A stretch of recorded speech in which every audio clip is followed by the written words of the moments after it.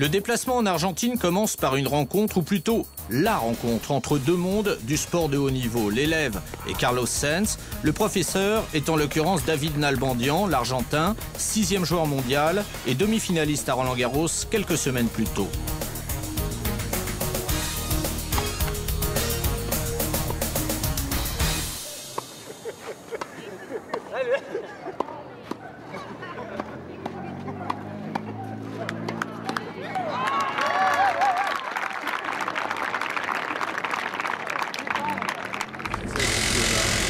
Trois jours plus tard, le match retour en quelque sorte, David Nalbandian pourra se vanter d'être le seul tennisman de haut niveau à avoir participé au shakedown d'un rallye de championnat du monde, et ceci aux côtés d'un double champion du monde des rallyes.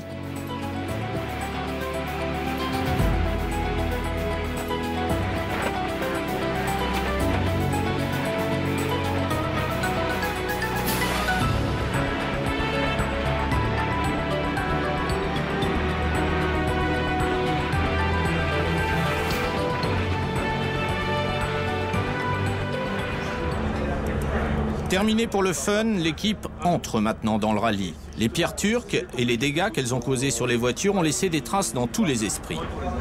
Si on les a, on se posera la question. Quand vous voyez un gros caillou, si vous avez la possibilité, le mieux c'est de le faire passer sous vos fesses à vous. Je dirais votre pied droit à peu près s'il faut viser. Non mais c'est plus le ski que le triangle. Tes fesses, tu peux prendre le triangle, je pense.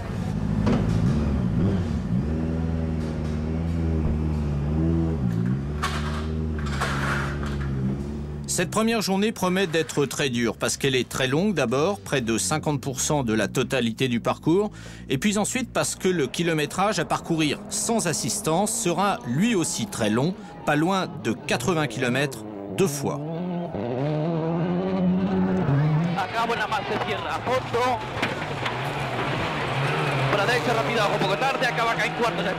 Et tout le monde durant ce début de course n'aura pas la sagesse des pilotes Citroën. Peter Solberg perd beaucoup de temps dans un gué. Pour Marco Martin, c'est beaucoup plus grave encore. L'Estonien part en tonneau à 170 km/h. Il abandonne. Je vous demande d'arrêter la spéciale. Martin, sur le toit.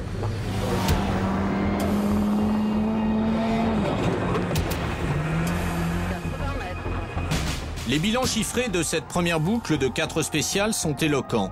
Sébastien Loeb et Daniel Elena y réalisent 2 meilleurs temps. Carlos Sainz et Marc Marty signent à 3 reprises le 2e temps. Au retour à l'assistance, les deux équipages Citroën sont en position d'attente, aux 2 et 3e places. Mais là n'est pour l'instant pas l'essentiel, car du terrain parviennent des informations plutôt inquiétantes sur l'état de santé de Marco Martin. Martin apparemment s'est mis une boîte majuscule. Ah ouais? Il est à l'hosto, enfin il a été transporté à l'hosto, il est sous voie trouble. Ah, quand même. Ouais. Parc, il est juste secoué. Mais lui, il a été évacué sur l'hosto, nous a dit l'attaché de presse de chez Ford, parce qu'il il voyait trouble. Béré par l'avant à la réception d'une bosse. D'accord. Je me suis dit, si je la prends à cheval, on va faire comme au Mexique. Si je la prends sur la roue, si c'est vraiment en réception à cette vitesse-là et qu'on est déjà écrasé en suspension, ça va faire mal aussi. Je l'ai marqué, serre un maximum à gauche. Et en fait, ça passe fin mais pas à fond, quoi, parce que je suis obligé de tourner un petit peu derrière le caillou. Et lui, à mon avis, il a dû passer à fond, il a dû prendre justement ce machin. Peut-être qu'il l'a pris en réception avec l'arrière, tu vois. Qu'il a pris la bouteille fort dans l'arrière et que c'est ça qu'il a envoyé. L'Argentine est une terre de rallye sur laquelle Carlos Sainz se sent bien. Ici, il évolue au milieu d'un public énorme, pas loin de 2 millions de personnes au bord des routes, et un public qui voit en lui le plus argentin des pilotes de rallye. Carlos Sainz a gagné 2 fois ici, à plus de 10 ans d'intervalle. Sa dernière victoire sur cette terre remonte à 2002. Cette foule galvanise Carlos Sainz. Il réalise le meilleur temps absolu dans la 8e spéciale. Sébastien Loeb, lui, ne prend aucun risque cet après-midi. Son seul talent lui suffit pour figurer, spécial après spécial, parmi les plus rapides. Sa régularité impressionne. 3 deuxièmes temps, 3 troisièmes temps. Sébastien regagne Villa Carlos Paz en 3e position, seulement devancé par Gronholm, ainsi que par son propre coéquipier Carlos Sainz. Les anciens, parce que je peux plus l'appeler vieux, parce qu'avec les temps qu'il fait... Quoi? Qu'est-ce qu'il dit? C'est une spéciale nouvelle comme pour moi, là, les 3 en bas, là, c'est des nouvelles. Mais je dis, il n'y a que les anciens qui connaissent, parce que je t'appelle plus le vieux maintenant. Tu vas trop vite.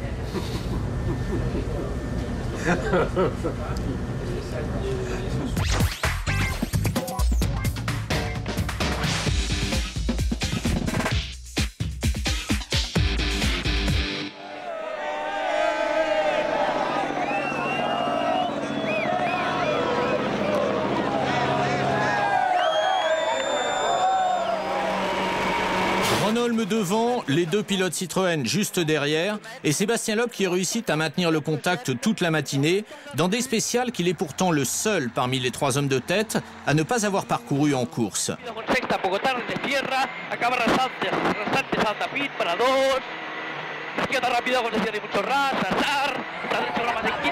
Derrière, c'est le désert. Plus personne ne va pouvoir menacer le bloc Citroën.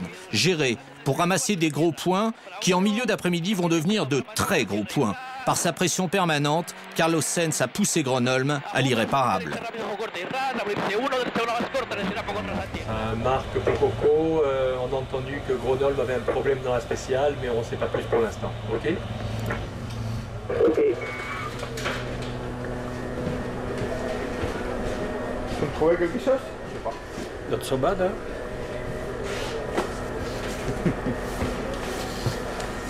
Not finished, but... Il n'a pas la pression, hein, Gronholm. Well done, Carlos. Thank you. Tous les 2 cool, hein? Pas de problème. Elle est importante pour toi, celle-là. C'est la 26e. Ouais. Et tu serais le seul.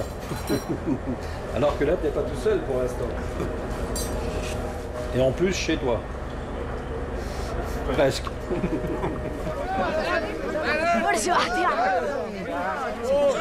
Et Sébastien Loeb aura dû attendre l'extrême fin de journée pour chipper à Carlos Sainz l'espace de quelques secondes une petite parcelle de sa popularité.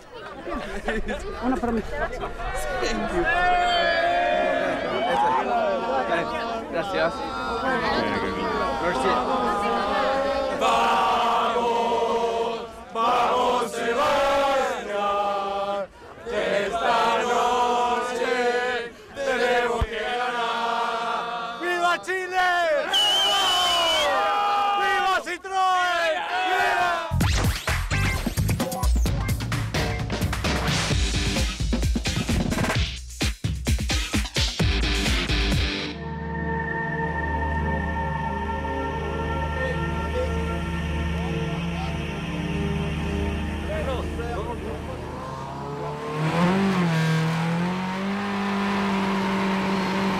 On a beau fréquenter les routes du championnat du monde des rallyes depuis 17 ans, y avoir remporté 25 succès, l'odeur de la victoire, néanmoins, vous met toujours en émoi.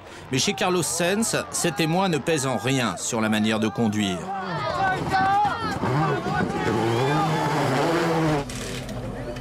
Et cette agressivité, le patron s'efforce de la calmer périodiquement. Mais il faut finir. Ouais. Je ne sais rien. Tu le sais mieux que personne. Sébastien Loeb n'a pas eu besoin qu'on lui explique tous les bienfaits de ce possible doublé pour l'équipe Citroën. Sébastien boucle tranquillement son rallye avec la perspective de posséder au bout de la route 17 points d'avance sur son plus proche poursuivant au championnat du monde.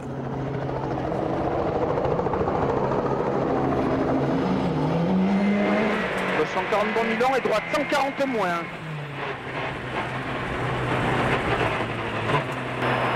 Spécial terminé pour Daniel.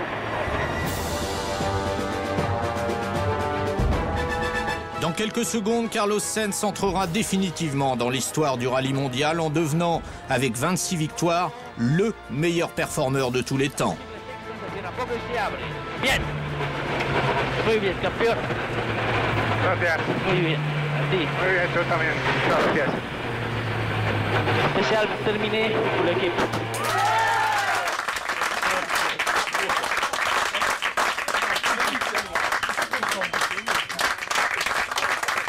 Cette joie, si intense et si particulière, Alexis Avril, ingénieur de Carlos Sainz, ne l'avait jamais connue. Marqué Carlos, bravo, vous avez fait une très belle course. Merci pour cette victoire. Et puis on vous attend tous, c'est super.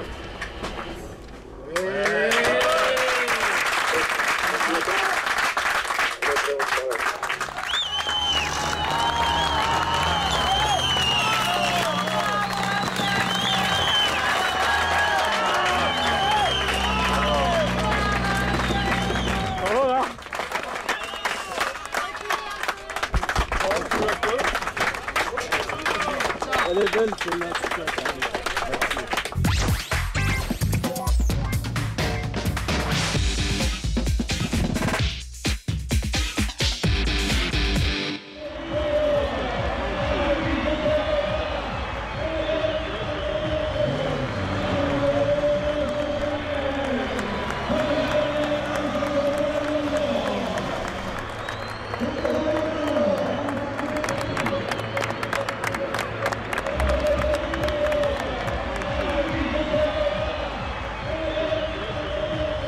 Un stade mythique accueille un champion devenu d'exception. L'an dernier, Carlos Sainz avait virtuellement gagné ce rallye avant d'être pénalisé. La revanche est belle. Cordoba sera cette année l'endroit où l'équipe Citroën peut définitivement faire ses comptes à mi-saison.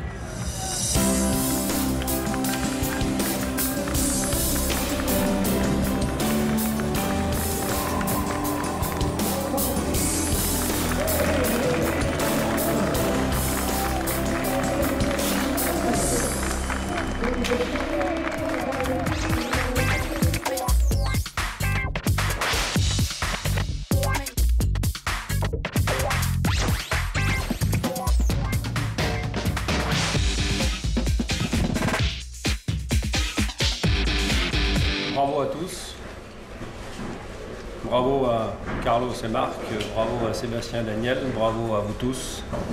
On est vraiment fiers de ce que vous avez fait. Bravo à tous. Merci.